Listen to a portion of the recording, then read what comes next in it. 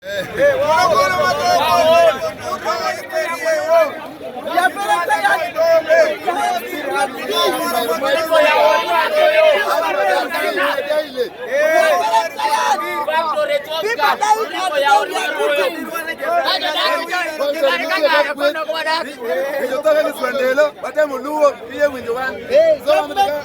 road is very small. We need a large road here.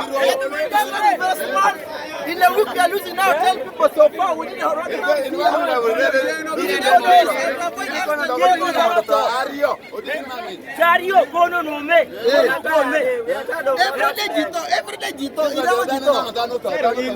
No, we are losing our people. We need peace. We need to open the road. We need to open the road and bring peace. Why always what?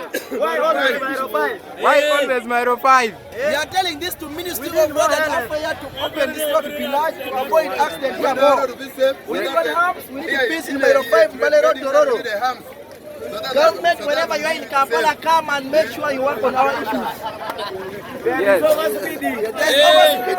By the governments, they are overspeeding. And they are killing people. They are rich by life.